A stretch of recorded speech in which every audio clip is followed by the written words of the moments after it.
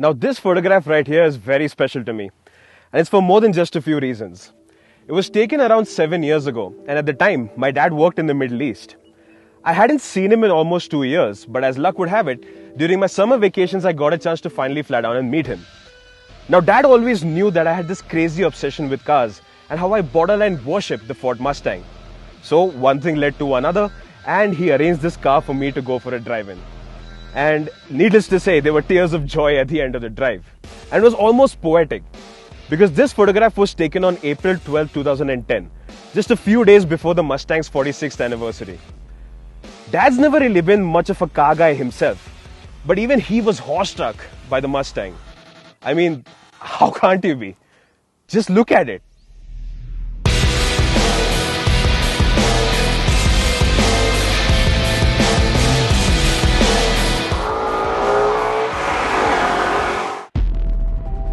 Now it's taken generation after generation after generation of the Mustang to come out for it to finally come to India, since it's the first time that the pony car is offered in right-hand drive. Even though we've had to wait for far too long, none of that old school charm has been lost. Every inch of the Mustang is pure muscle, and with a length of nearly 5 meters, a width that's greater than even the Ford Endeavours, the street cred and road presence can count as a feature on the brochure. The wide and aggressive snout, 19-inch wheels and sleek HID headlights look menacing yet modern, while throwback elements like the stretched and beefy bonnet, stubby rear and tri-slat LED taillights maintain the Mustang's design legacy. But the real legacy is, of course, under that bonnet.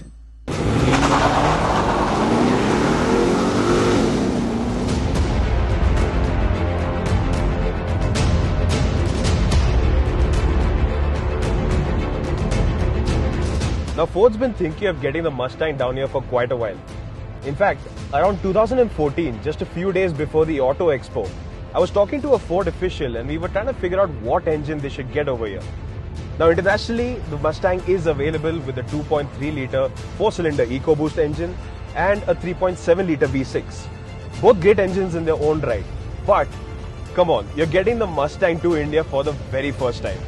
It'll almost be insulting not to get the GT V8. Which is why this is exactly what we get, and all 5 liters of it.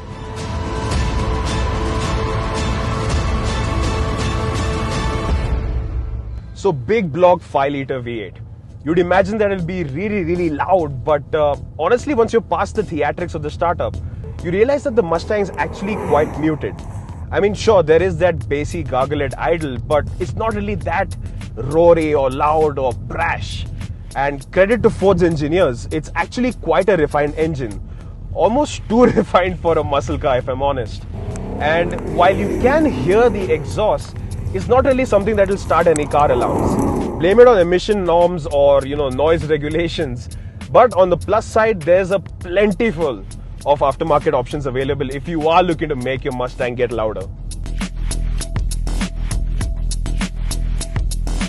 Now before I talk about the complete drive experience, one thing you need to know is that the Mustang's not a car for somebody who likes a low profile. Almost everybody knows what this car is, and if there's a camera somewhere around, chances are it is going to point your way. In fact, I'm a little worried because I get a sense that somebody's been following me for quite a while. But if somebody is getting too close for comfort, all you have to do is stomp the pedal down and watch as the 515 Nm of torque just turns everything behind you into a blur.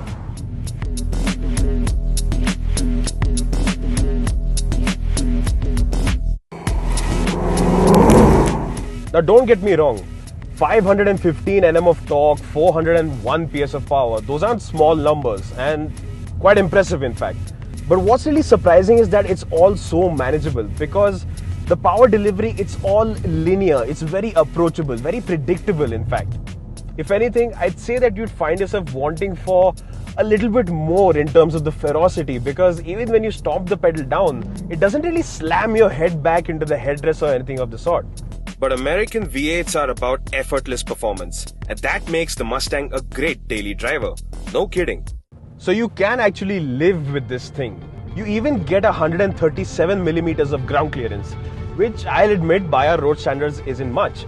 But we've tested the Mustang for well over 1,000 kilometers now. And it's been to Goa and back, it's been through the bylanes of Pune, it's been through the lunar roads that lead up to Lavasa. And not once has it scraped any speed breaker or crashed into any pothole.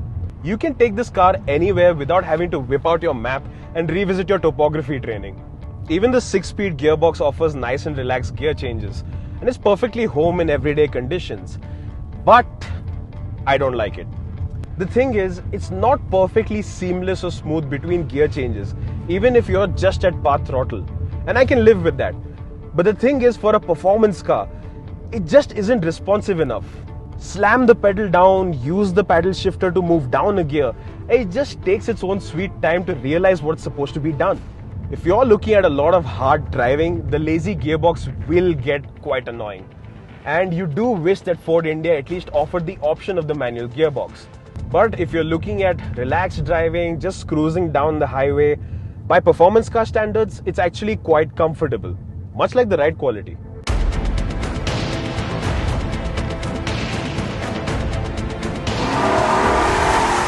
And that's the thing about the Mustang. It's not the ideal car for the track because honestly, it wasn't meant to be. It's not the car you'd choose to set lap records at the Nürburgring. What it is a comfortable, powerful and entertaining grand tourer, even for India. Heck, you even get a decently sized boot if you take the spare wheel out and put it in the rear seat like we have. Or if you take it out altogether, you can fit in 2 kids or adults you're not particularly fond of back there too. You even get a really nice and big fuel tank, which would technically translate into a good travel range, but you'll be getting through that tank pretty quick. So with surprisingly good ride quality, an engine that chomps on kilometers and runs just fine on regular octane fuel because it's been detuned just a bit, but still packs in plenty of punch, the Mustang becomes a truly supercar for India. However, there is one thing that Mustangs haven't had the best reputation for: handling. And I've been pushing the Mustang through corner after corner after corner, and not once has it caught me off guard. I mean, sure, when you exit a corner too hard, you can feel the weight and the bulk of the car, but it's nothing overwhelming and something you can't get into control again pretty easily. That independent rear suspension must have changed things for the better.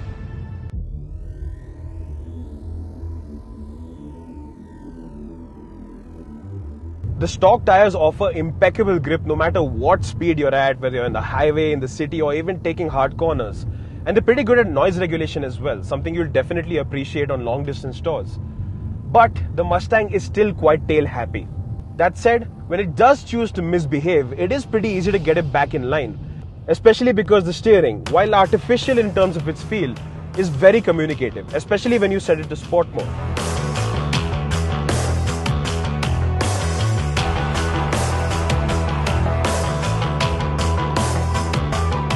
It's a similar not so precise story on the inside too.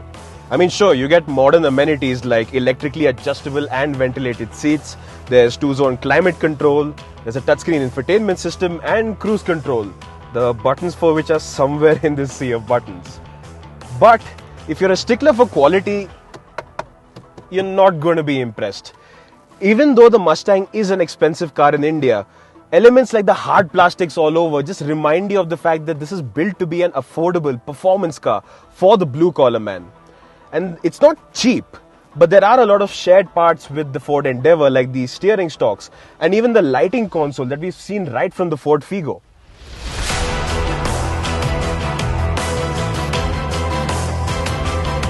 Quirks though are aplenty. You get this airplane-style cockpit, retro toggles for adjusting things like the steering feel, traction control and swapping through the drive modes. Even the twin-pod instrument cluster looks classic, and the speedometer reads the ground speed. Kind of a tip of the hat to the B-51 Mustang World War II fighter plane that this car has been named after.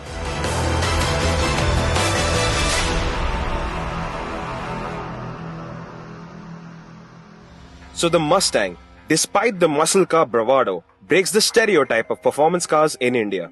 It may not be the quickest, most technologically advanced or the most luxurious, but it is one you could genuinely use. And that's what the Mustang is all about. It just takes you back to a simpler time. It reminds me of my bedroom wall posters, my toy cars, and that kid who got to go for a drive in his dream car and get a deathbed memory in the process. It reminds me of a time when cars were about the thrill and the excitement of driving, not EMIs and discounts and finance options. Can you really put a price on that? Well, yes. Rupees 66.3 lakh ex-showroom Delhi to be precise. And I'm sorry, but at that price, it just isn't a blue-collar man's performance car anymore. But what that money buys you is an icon. A statement like no other. A car that doesn't take itself too seriously. And most importantly, a car that just makes you feel like a kid again.